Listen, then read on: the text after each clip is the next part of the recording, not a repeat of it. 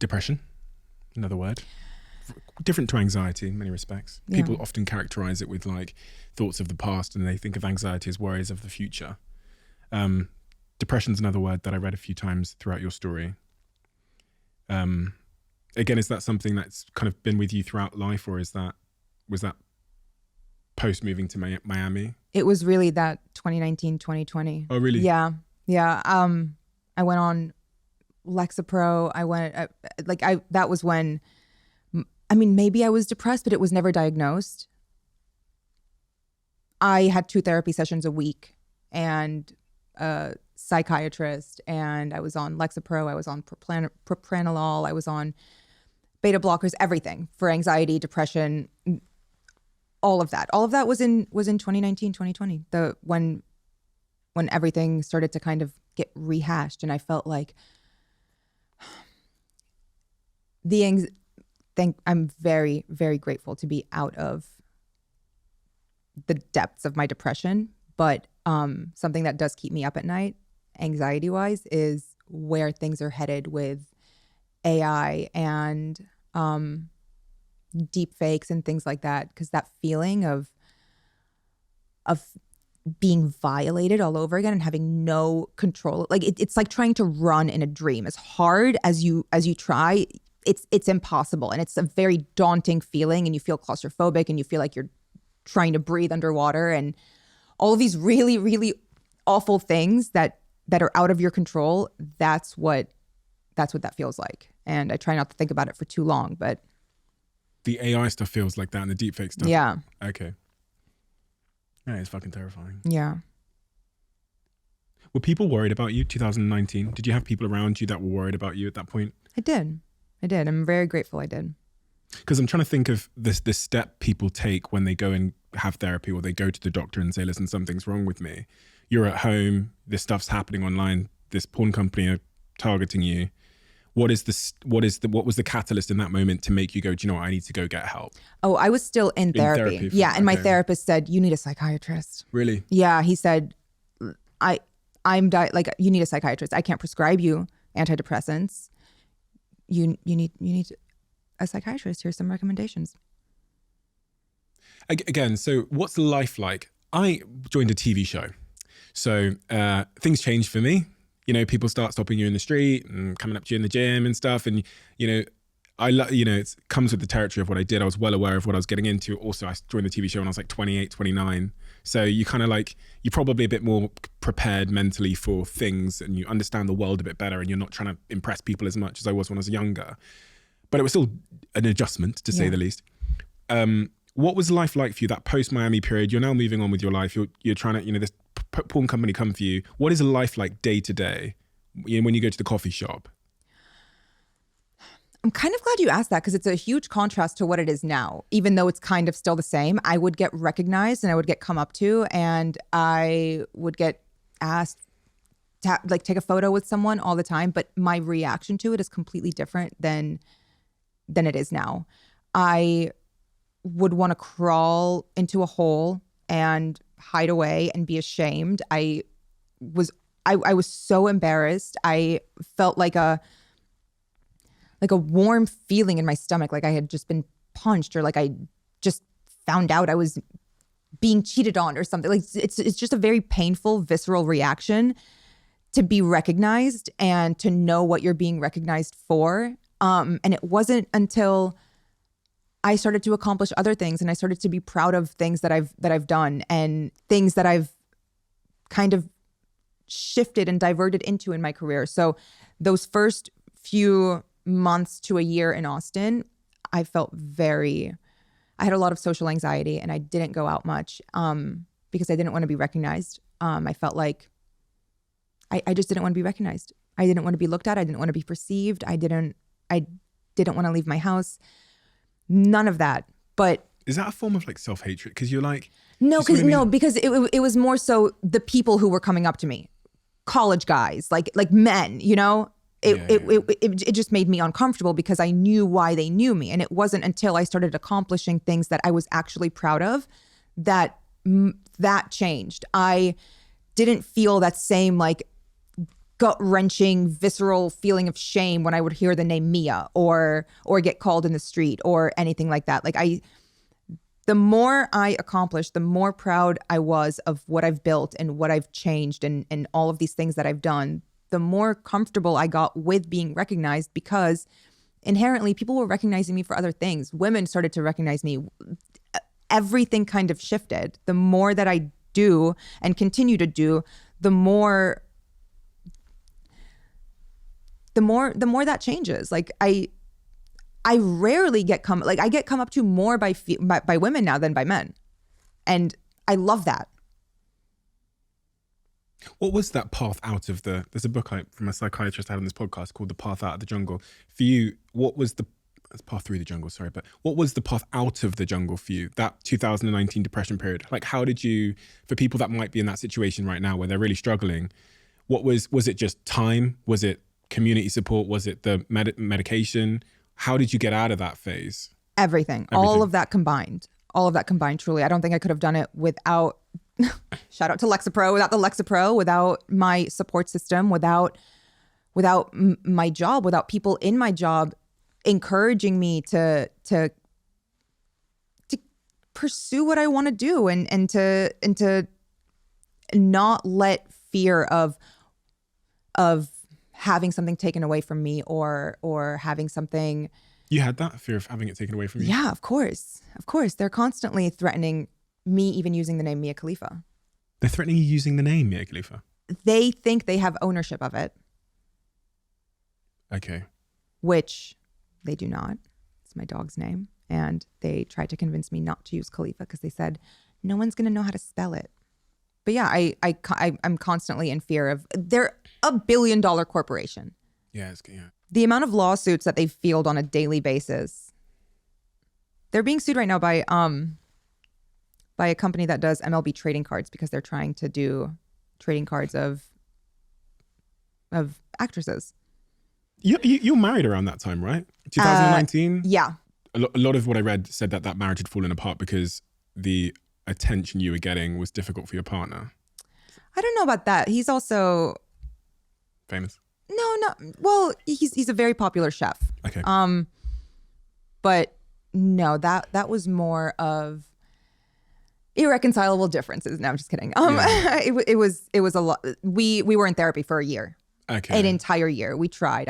We were separated for 3 months. I lived at an Airbnb. I moved out of the house. Like we tried. It was more so, it just very much came down to, we got married too early. We got married too soon before we actually knew each other. We got married in the honeymoon phase and we were just very different. TikTok. Yes. You've become a TikTok sensation. I don't like to spend too much time on TikTok because, I'll end up not doing anything with my life. I spend too long on there because it's really addictive. But I went through your TikToks. You're a comedian. Oh my God. It's the trauma. No, but you're incredibly successful on TikTok. I think that TikTok is my favorite app. And I think that I'm very lucky that TikTok is just, it's where I spend the most time. I kind of just get it. I get it. It was very easy for me. I love TikTok. So suits your personality. Yeah. You've cultivated a group of people there, a huge group of people, almost like 30 million people or something crazy, who love that side of Sarah. Yeah. The women on my TikTok are amazing. I'm very, very grateful for the community of women that I've found on there. A second ago, you said about 10 years time, plans for 10 years time. You said now you have an answer. What is the answer? The answer is 2-car garage, decent backyard, 3 very successful, still operating companies that I'm very heavily involved in still. I don't plan on retiring anytime soon. And hopefully a kid on the way. Ooh. In order to have a kid. Now, there's a couple of routes to having a kid. That's not true. In order to have a kid, you can adopt one, you can steal one, or you can have your own. All of these paths. I mean, I'm sure there might be a fourth path that I'm not thinking about. Yeah, I wouldn't mind stealing a 4-year-old, someone who's already like into cartoons and stuff. So maybe that's the route I go for. Are you in a relationship now? No. You're not? You're single? Yes.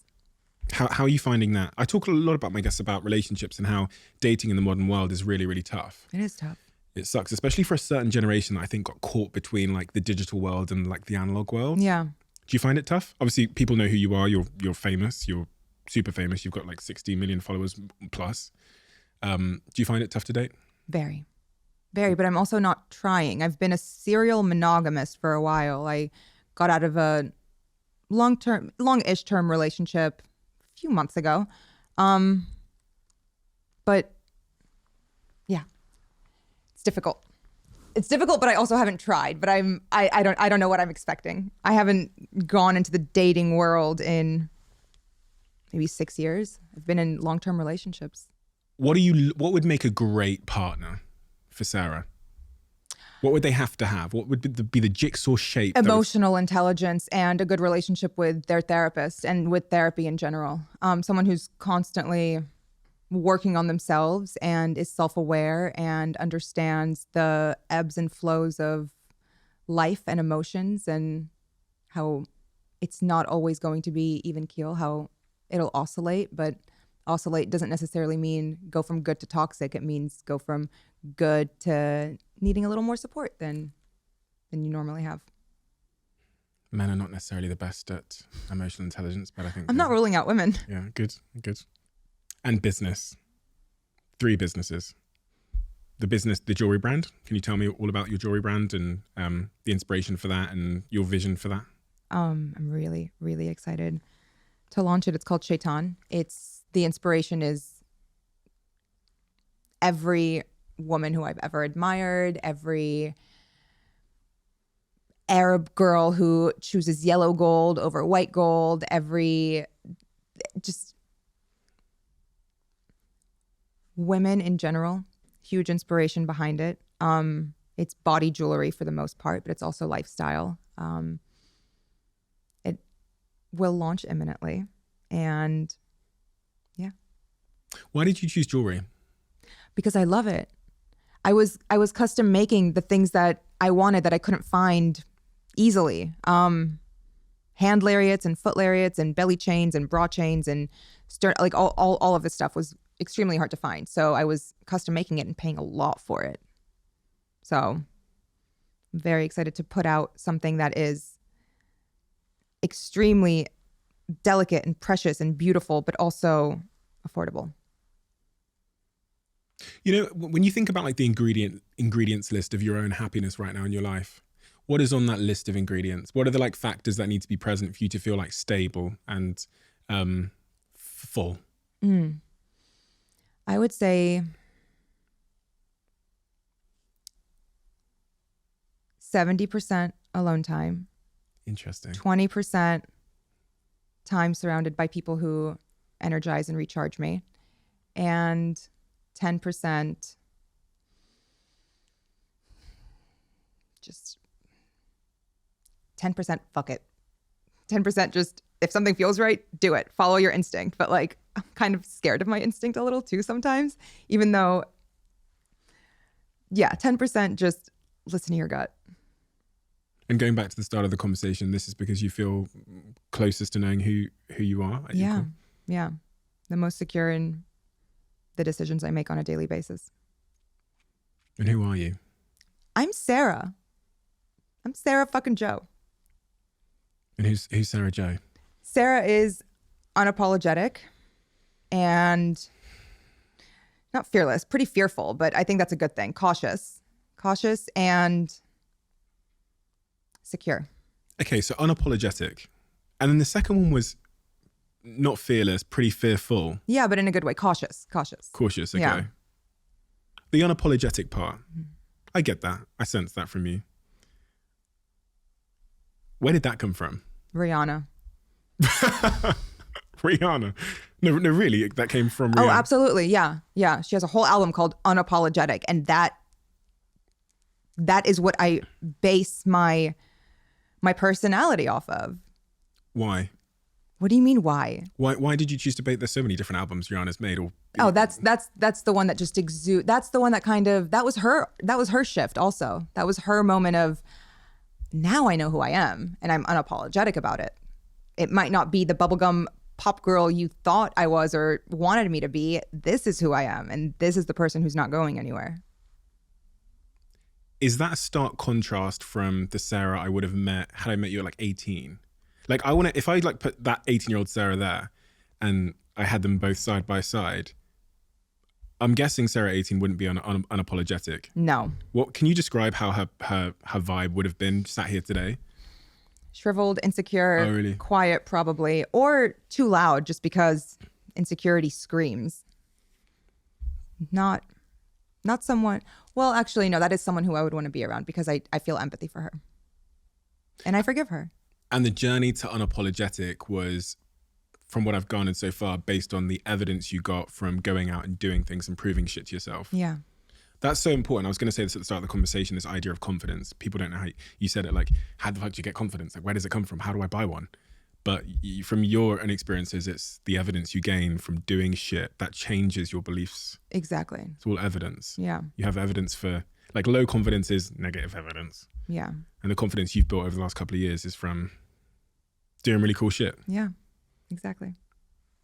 If you love the Diary of a CEO brand and you watch this channel, please do me a huge favor. Become part of the 15% of the viewers on this channel that have hit the subscribe button. It helps us tremendously, and the bigger the channel gets, the bigger the guests.